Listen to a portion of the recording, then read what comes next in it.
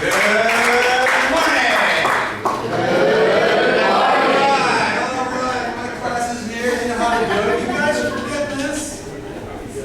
You have to start with enthusiasm. Enthusiasm is a gift that you give yourself every minute of every day. You can decide whether to be enthusiastic or whether to be dull and boring and listless. Or you can smile and be enthusiastic. Today, I'm here to help every one of you become more persuasive. Why do you need to be persuasive? Because ultimately, you can get the things in your life that you want because you are persuasive. So today, I'm going to show you a structure that you can begin using tonight and for the rest of your life. It's going to be available to you online as a helpful wizard to step you through all the steps, all the thoughts that have to occur in your brain to be able to give you an argument that enables you to persuade someone. Because if you can persuade someone, what happens? You want. Other people smile and respond to you, and ultimately, you get more of these. $1?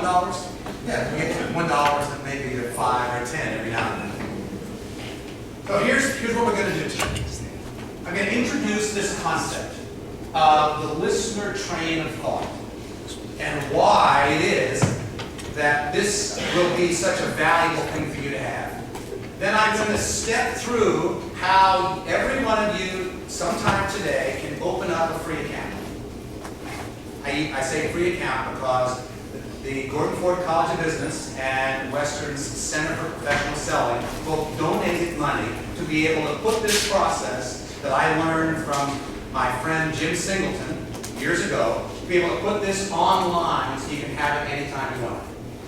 And it's one of the gifts you get in graduating for Western is to make sure that from now on, when you're perplexed, when you're saying, I want to persuade this person to do that. I want my parents to give me more money. I want my sister to do this. I want my girlfriend to go to this event. I want my boyfriend to stop doing this. How do you construct an argument absent of guilt or whining? Please, tears, Mom, don't you love me? No, those are not effective persuasion techniques. Now, sometimes guilt works, but when you're in the workplace and you want someone to do something for you, how do you do it? This is it. So we're going to walk through the process step by step. For those of you who are impatient, aggressive, single-minded, think you know it all, this is going to be a difficult process. My students know what I'm talking about. It's a personality profile issue that I'm afflicted with, and so is Chris Shell. You want everything to happen right away. You're not going to like this process. Pete's not telling you right up front. My students that I know, and the thing is, you're not going to like it when you look at it. But if you want the benefit, if you want to really persuade people, that's when my students who have this aggressive, domineering behavior slow down so they can be methodical. Because this process is going to surface the ideas that will help you be more persuasive. Any questions before we go on? Now, what questions should we ask today? Any question you have that causes you not to understand the process, I want you to stop and raise your hand. Because if we go on in one point and you miss something, then you don't get it. So please, there are no dumb questions today. Just raise your hand and I'll point you out. Ready? So the first thing I want you to do, when you get to, not gonna, I wish I knew how to get rid of this darn thing too. Because I've tried to upgrade multiple times, and I think it's fake. So, what you're gonna do, see not registered right there? You're gonna click on that guy. First go to snibwku.com. SNIB, SNIB, WKU.com. Thank you. It stands for Subject Need ID Event. We'll talk about that in a minute. WKU.com. Write that down right now, or put it into your phone. Don't hesitate. Some people didn't bring anything to write with. Borrow from your neighbor. Write this down.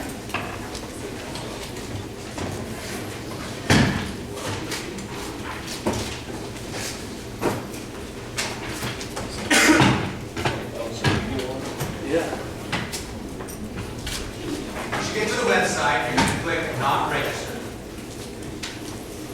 First name, last name, you put in a username, your own password, confirm it, and your email address. And all it'll do is it'll log you on, subject to you verifying it from your email address. You verify it from your Western email address, and then you're in.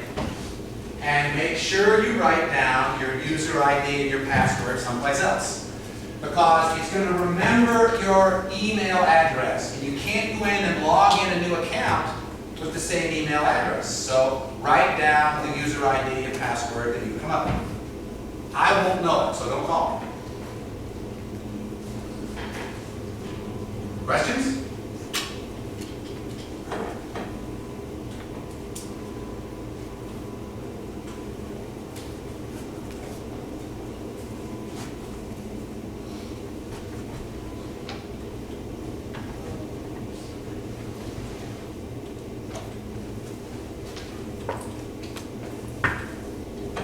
Now this is not Glitzy. This is not an app on your iPhone. I wish it was. If someone wants to give us another $5,000, we can probably make an app. And we're open to donations. Right now, this is just available on your laptop, because that's where you're going to do most of your work in creating a presentation. And we got to allow pop-ups.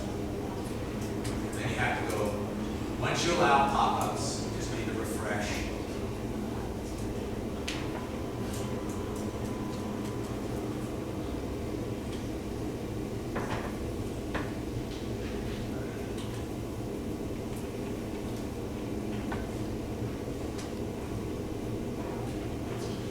Now, I use this a lot. You can tell these are all my presentations. So what you want to do is, up in the top left corner, see New Presentation? Click on, you won't have anything on your screen.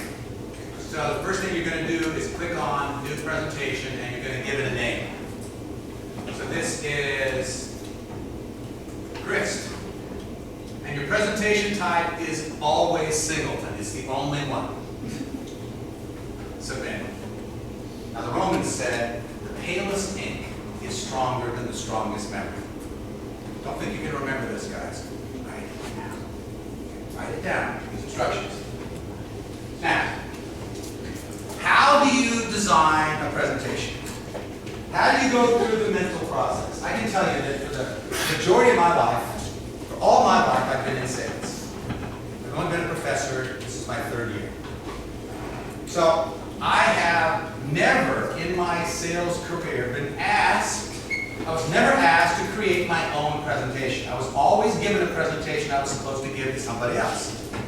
I always wanted to create my own presentation. I always thought I could do it better, but they always handed it to me. And until I met Jim Singleton in 1999, until I understood the listener train of thought methodology that I'm going to teach you, I couldn't create presentations that worked. Once I got this, just as Chris Shell said, the world opens up. And then all of a sudden, wow, people are doing things as a result of your persuasive techniques. You can get your parents, you can get your professors to do what you want. Anybody interested? At least the back row is. Okay. thinking about creating a presentation, what's the first thing you think about? What two things do you always know? You always know, I ask from my students, Ms. Walker, what are the two things you always know without looking at the screen? Two things, now just think in your brain. You're going to make a presentation. So you're going to, you know what idea you're going to present, what you want, right? And second, who your presentation is going to be made to. So this starts really easy. So you're going to put in here, what's your idea and who's your listener? All you do is what do we ought to do? Let's make this real. Who has an idea that they would like to persuade something really, what they really want? They really want, would you like to persuade someone to do something? Anybody got one? Bethany Steinhaus does. Do you? Absolutely. You got it. You have a project, you have a venture you want to run, right? I guess. Absolutely. Oh. You do? In fact, she demonstrated some outstanding initiative at the career fair last week, Okay. and she's looking for some money. Oh, you give her some money? Well, come on up, Bethany. Sit right here. Big hand here, let's go.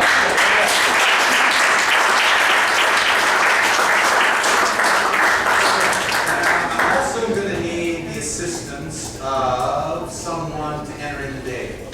This way. Would you grab this chair right here? And would you type?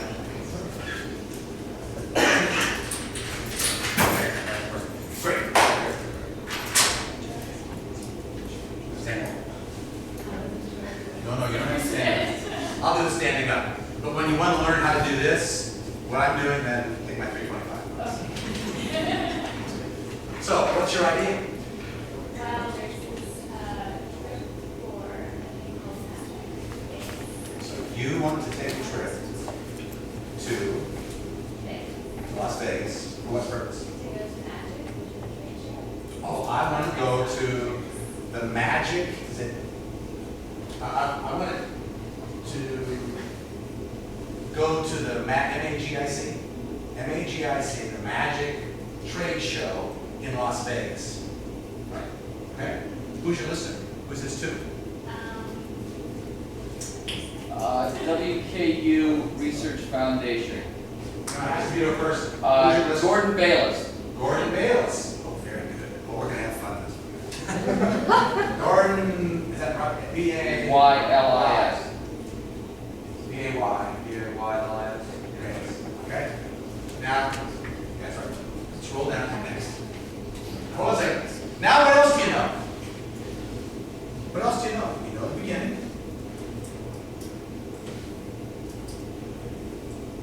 What else do you know? What do you want me to do? What you want at the end. Okay, what do you want them to do? Right? And when? Those are the barbells. You know this about every presentation. If not, you're not doing a presentation. So right here, your presentation's finished. What do you want your listener to do? Write you a check for how much?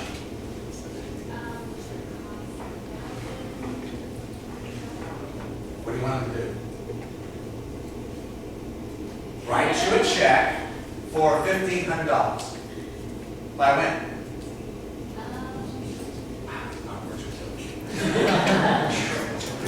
It's like a mosquito.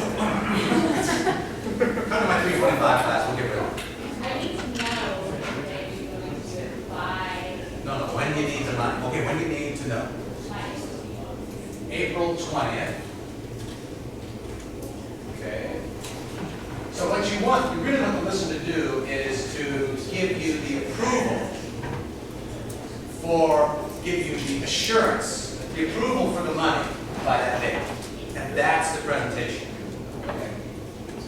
Approval. See how my typing is bad. Yeah. For a check for $1,500. Okay.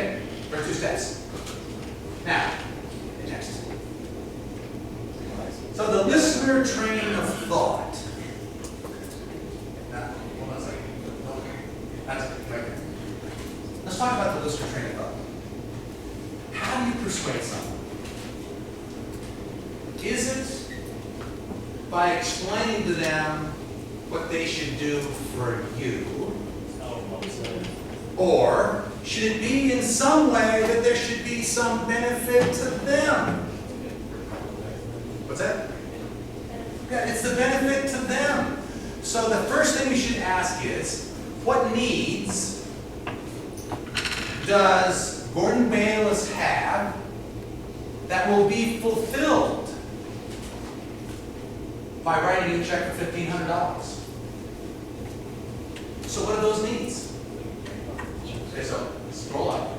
You just click on the field. What's the first need? Oh, for him.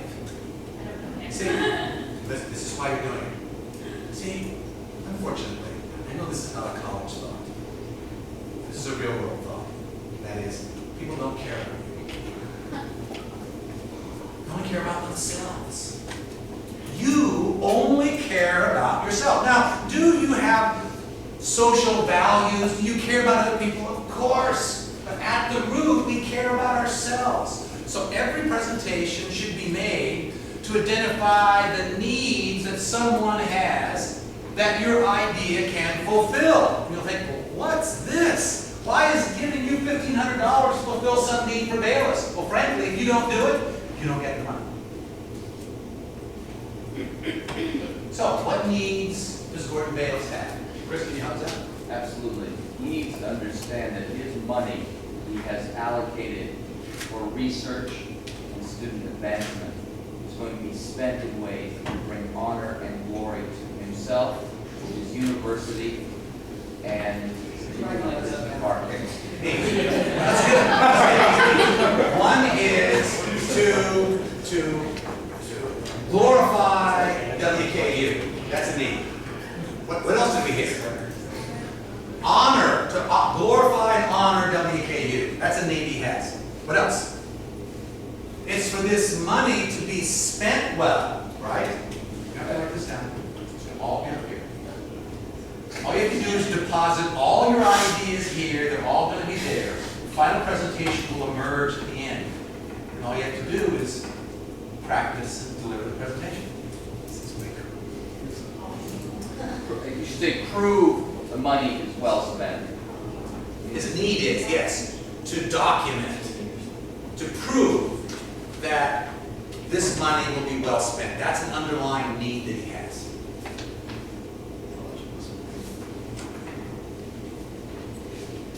What else? Any other needs? It's a recruitment tool, so it's good publicity for his research program. Okay. He has a need for other people to know that he's spending, that he's investing wisely with Western's capital. Benefit, publicity benefit. Is that a benefit? No, That's still a sorry. need. Sorry. That's still a need. We're talking about fundamental needs. Yes, sir. You wanted some sort of self-recognition? Yes, this is to be recognized as competent. Very good. What else? Okay. Support research in an area that does not typically get Why is that a research need? dollars. Because everybody thinks that he only wants to spend money in the hard sciences or in technical fields. In the Chris, that's a benefit. If you fulfill the need here, then the benefit is he'll prove to others that he's not just about hard sciences. now, this conversation that Chris and I are having here is an important differentiation. As you begin the process, you're going to get these confused. Write down the need your listener has, the things that are relevant in their life that will be satisfied by your idea. So don't worry if you put them down wrong here, you can always transfer. So let's take these basic needs and put down the bottom. Okay, next. So first, you think about what are the need levels, and then you say to yourself, if these needs are fulfilled, what benefits will accrue to Gordon Bayless? more people will ask for support. More people will ask for support.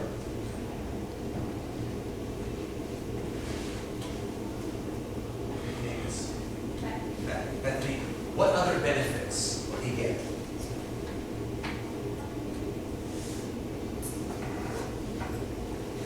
I'm thinking that the You need, got one here. I'm thinking that, So you allocate more money, by getting more people to be allocated more money by the university. oh, he could get more university from Ransome. Yeah. Or more money if it's, oh, you got it. But there's another strong benefit. And that he is seen as competent is a benefit. Here. Do you list them twice? Okay. What we would do is we go back and we wouldn't use that. So if there's a little confusion between these, just stay confused for a while as you collect your ideas. All you're trying to do here is brainstorm. You're trying to input as much information as possible so you can get out of your mindset where you are and think more about others. What are the benefits? Would you scroll up? So more people will ask for support. He could get more research money. He will be seen as competent. That should put competent.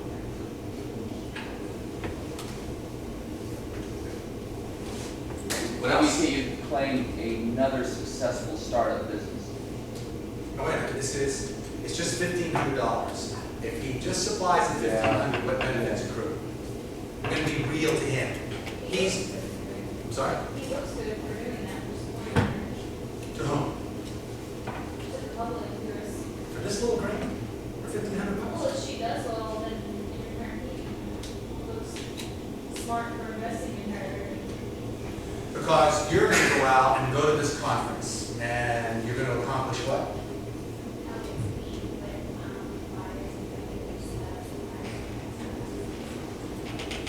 Oh, and hold on, everyone can't hear you. So stand up a second, because everyone's going to help create this idea. This is so spectacular. Okay, so tell them what's the benefit to you of this. Okay, well, I'm in Vegas, I've had the opportunity to meet with a lot of vendors in the fashion industry who will sell apparel as well as textile fabric. And so I can market myself to get a position within those vendors and textile people, and I'll get chances to meet with fashion designers and other ways to organize. Hold on a second. Here is a flaw in our argument. Did you hear all the benefits for Bethany? I didn't hear any benefits for Western. If you're going to persuade, so what benefits will accrue to him? So when, are you going to create a business when you come home, or some textile design, or some fabric as a result of this that will benefit Western? How's it going to benefit Western?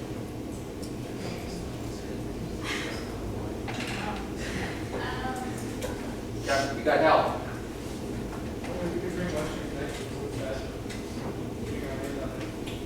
Oh, do you think you could get on, what's the show? My wife watches it all the time. Where they design fabrics. No. Design down the boardwalk. Project Runway. Did you get on Project Runway? What you doing? We actually have No, I'm not talking about Western Student, I'm talking about Bethany! If you went to there, could you come up with a design and go on Project Runway? Yay! How would that be a benefit to Gordon Bates? You had two more down to that other end.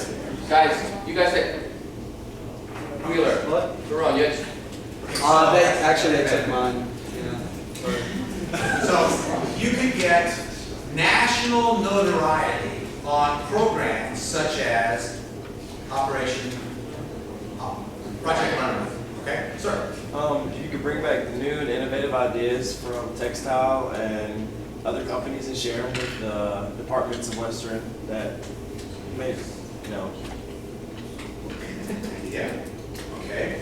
Could you bring back a corporate sponsor that you might meet who might fund a research effort from your department? Could you do that? Would you be willing? Could you make contacts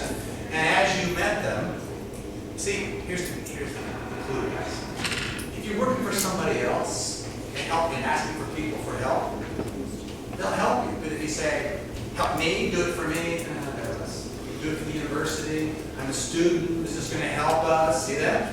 Then all of a sudden, corporate sponsors wanna say, oh, Mr. Buck, Could be, as far as job connections for the university, as far as she may go out and impress the people out there, and they may want to come back to Western and hire more Western graduates.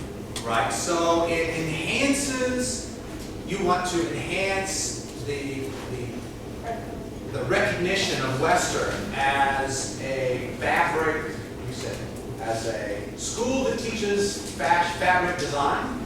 I'm making this up. So. Textile design. You got that, Mr. London? So you giving any presentations? No, my Not works. You'll be giving presentations. So you'll come back from the benefit to Bayless is that you're going to make a presentation to the Center for Fabric Creation or something. Is there something like that? Is there? See where I'm going with this? How can you make Bayless look great? There has to be some benefit up here to make him look like he has such wisdom for making this investment.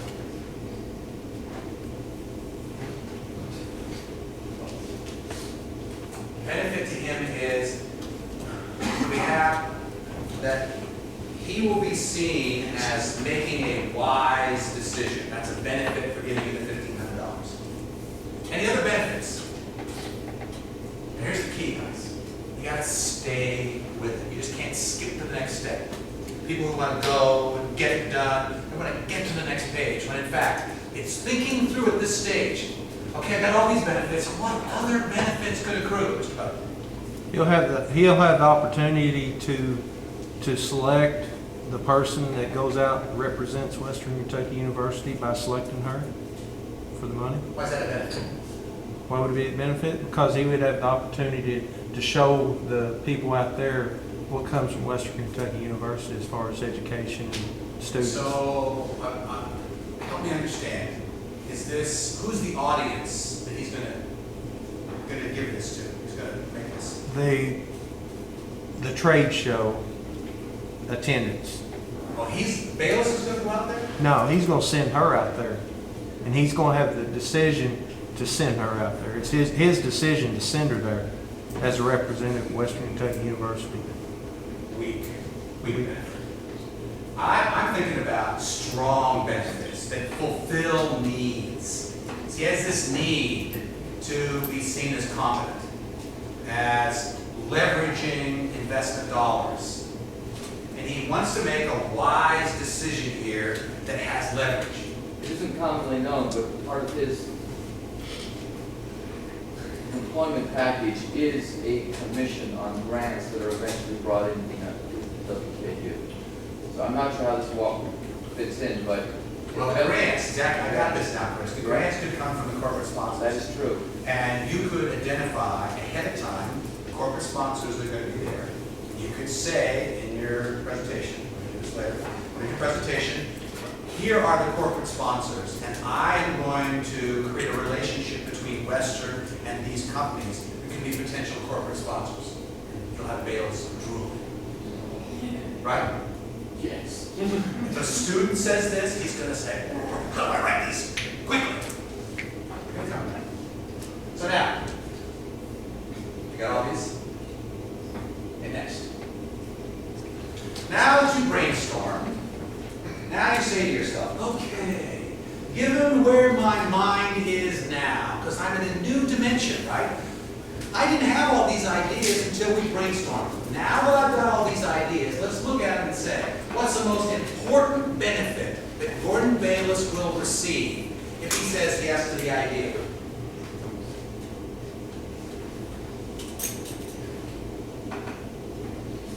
Any context? More research dollars? Is it corporate sponsors or large companies? It's seen as wise. Seen as a wise investment. Now, I'm thinking here, is that the need? Oh, sorry, so we on the most. No, we're on the benefits right now. Sorry. What we confused this at the beginning. See, what needs to be fulfilled is this notion that I'm a good steward. That is correct. So being a good steward is the need. The benefit is that if I can, it's not just creating contacts with textile designers, it's finding companies who would be potential supporters, corporate supporters of this growing textile design initiative at Western. See? And so this might, so is there any initiative now in the textile design department for this kind of idea of bringing in some corporate supporters who can bring in some money?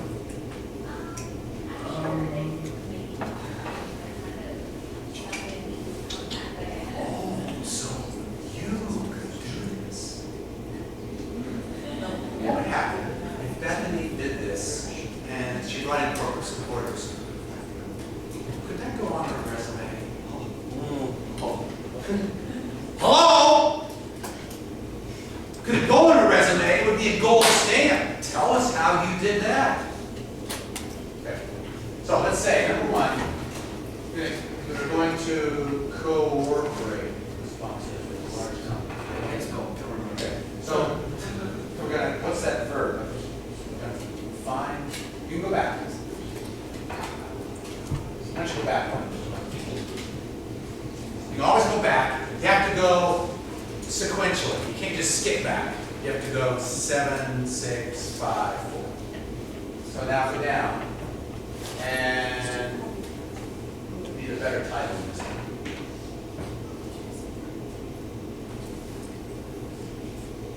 So this is identify potential corporate supporters of our textile department and Western Kentucky University. Is that it?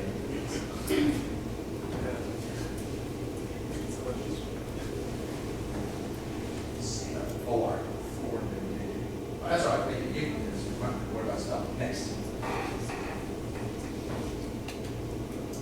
So go down now and click on that one. There you go. Now click the need that will be most fulfilled in Bayless by your idea.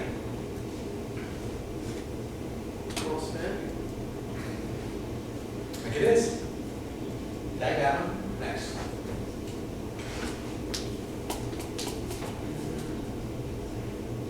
Now, here is subject, need, idea, benefit. And I see yawns all already. It's okay that you're yawning because this is a methodical, boring process when it's not about you or you. I want you to pay attention here because it is about you once I teach you the process. So, here is your initial presentation, Bethany. I'm here today to talk to you, Mr. Bayless, about identifying potential corporate suppliers for WKU. That's the first thing that comes out of your mouth. What happens with Bayless? What's he do? What are you talking about? I thought this was about going to this show. No, the initial benefit is for you. Guys, attention. Can you say, what you really need is to prove that the corporate monies that you invest are well spent. What I believe is important to you. Okay, my idea is to go to the Magic Trade Show in Las Vegas. Do you need to explain anything more than that? No. You're setting them up. Then you say, if you do that, if you take the course, if you follow my guidelines, you will get more people will ask for support. You'll get more research dollars. You'll be seen as competent. You can even get national notoriety. You're going to pick the benefits that are relevant from this list. This should take you 45 to 60 seconds. This whole presentation of SNP. Just right now, this portion, you nail down. So go back. I'll start my Mr. Bayless, I'm here today to talk to you about identifying more potential corporate sponsors for Western. I know you have a need to make sure that every dollar that you invest in projects gets a return on investment. I would like you to send me to pay $1,500 and send me to the Magic Trade Show in Las Vegas. If you do, you're going to get boom, boom, boom, boom. 60 seconds. Now what happens when you open your presentation? Sorry.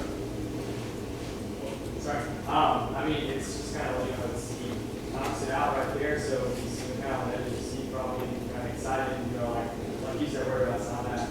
Now, is he persuaded yet? No. What questions is he asking in his brain? Yeah, what am I? Prove it. Okay, I'm not going to write the check, but you got my attention. Now, we have to design the presentation. Now we have the hard work. Go.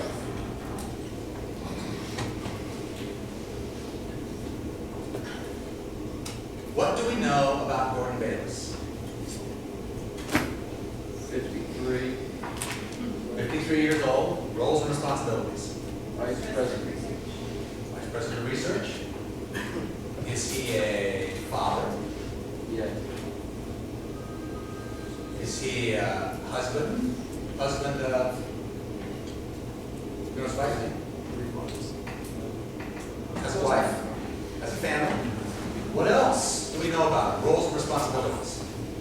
One daughter. One daughter. He is a driven, dynamic intellectual. Now that is, okay, that's fine, let's put that right here. We're just brainstorming here. He's from Scotland. England. Well, Bayless is the tall one, that's what Bayless is tall. Intellectual. I'm a visual person. I see. Mark Twain. Someone help me out. Mark Twain said, never trust anyone who can spell just one way. You know my help?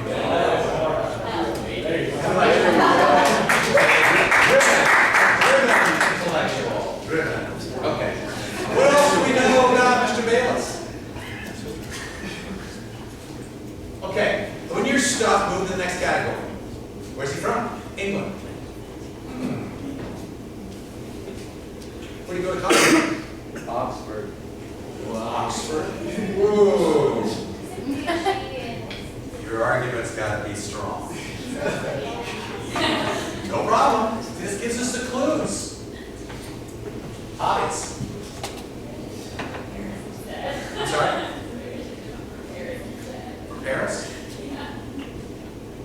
But this is, listen, if you go through these steps, it's my personal guarantee. As long as your presentation is reasonable, not outrageous, when you go through these steps, you will always win. You cannot lose in terms of the logic. You will absolutely nail every presentation. So that's what you're going to do. You could make this presentation to Obama. If you made it to Obama and it met his needs, he'd make it happen. Okay. Hobbies. Do you know anything about him? He likes to fly. Likes to fly. Okay.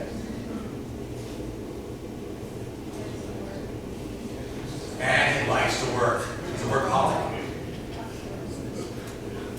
We don't want to make any assumptions here, so you'll go up on LinkedIn, you'll Google his name, you'll go back to his previous positions and read what he taught and what he did. You're going to find everything about Bayless that you can, and you're going to deposit it right here. Why? Because once you know the person, then you know what interests he has, and you know much better how to craft an argument that fulfills his needs. And unless you do this, you're assuming, and we all know about assume, right?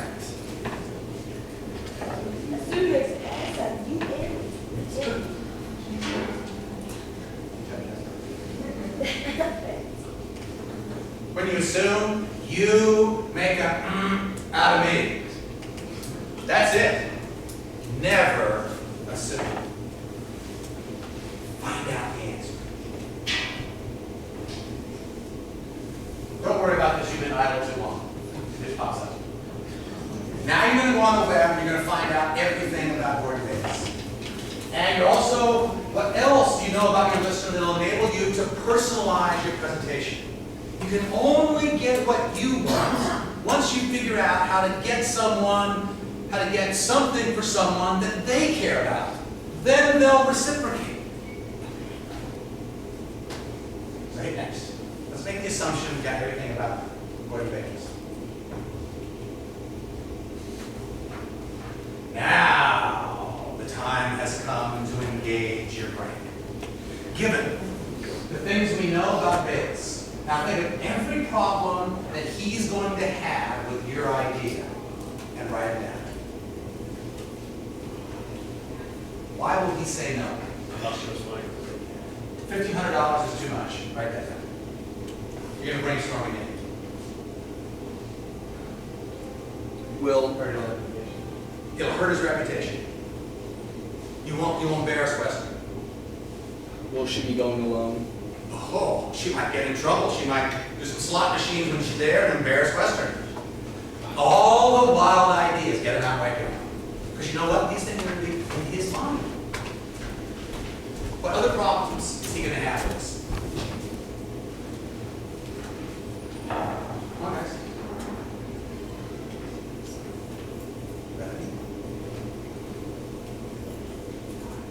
Why won't he give you the money? I'm too young. I'll be seen as a college student and not a professional. Is the right answer? Is this the right? The right answer. Yes. Is this the right show? Are there cheaper shows? How do I know that you're going to do what you say you're going to do? Because you just may want to go out there and be with your boyfriend. Because we know the reputation of Vegas, right? What else? Too much, her reputation, might get in trouble, embarrass Western, too young. Okay? Anything else? And this is again where you brainstorm. Money not in the budget. Doesn't have the money in his Hold budget. on 1 second. The big benefit is that she'll bring back corporate sponsors. What if you don't bring back corporate sponsors? What if you fail? Well, someone else had a comment. I said he doesn't have the money in his budget. Money's not in the budget. Perfect. This is where you raise every objection. And then you stand in the batter's box. And the pitch comes down out of the park. You're going to figure out how to counter every objection. And you're saying to yourself, God, man, this takes a long time. You want to succeed? Do you want the money? This is how you do it. Okay? So, next one.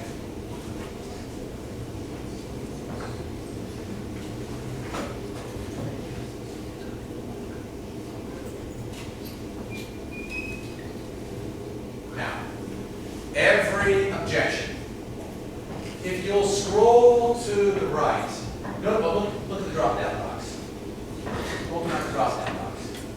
Now, there are 6 potential forms of evidence that you can use to counter any objection, any problem. Logically. You can use an analogy. What's an analogy? A metaphor. So who's talking? A metaphor. Well, analogies and a metaphor, they're different, but an analogy is, it's a comparison to something else that's reasonable in the person's mind. Well, if this happened over here, it's like this. What is an example? It could be that you sent this person over here, and it worked, and this student did that. Would that be a strong argument? Well, it could. How about experience? Could you present to him what's more valuable to Bayless? An experience that you had or an experience that he had? Yeah. He had. So can you talk to Bayless people and get some experience in his background in which, as a young man, he went to a show and advanced his career. Whoa, where did you find that? What is an expert? If I'm going to logically leverage expertise, is it more important that he understand that you're an expert or that he's an expert? That he's an expert. So you want to think through, what expertise does he have that would cause me to on any one of these issues to say that his expertise should persuade him that this won't be a problem. Next, a fact. A fact is something that exists in reality.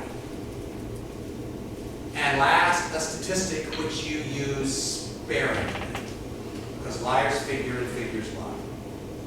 If you use too many statistics, you can always gin up a statistic to present your audience with evidence. So you use them sparingly. These are the 6 forms of evidence that you use. So how do we do it? Let's take number 1. $1,500 is too much. What kind of evidence could we supply that would convey to him that $1,500 is cheap? An example of someone. I was gonna say, maybe look at how much money he spends overall in all the research for years, not necessarily a statistic, but a fact. That Well, now we're persuaded. So if you say you spent $1.3 million on research, of course you can afford $1,500. Is that persuasive? It's mildly persuasive. Make it more persuasive. So he spent similar. Aha. He sent other people to shows for more. What if you did an open records request? And you could identify that Mr. Bayless went to a conference over here and brought in this corporate sponsor, or someone else in some other department went to some place. That would be an example that would provide evidence for him that he has done this before, so this is not a really big deal. So this is how you use every one of these. Ooh, we're almost finished. So, on every piece of evidence, you walk through, how am I going to counter this? Go to the next one. We really finished in 3 minutes.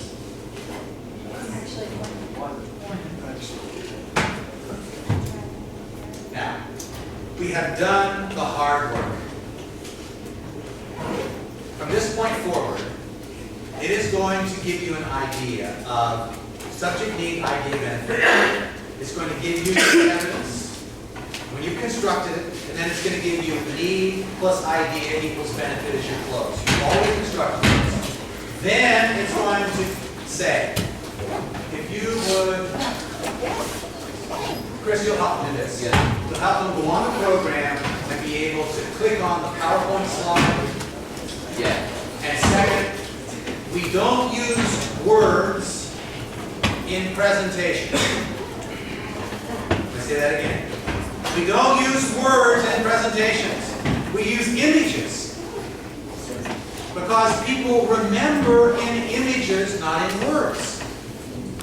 So at the end of the program, it's going to give you your whole presentation and ask you to go to Google Images and find the image that represents the idea.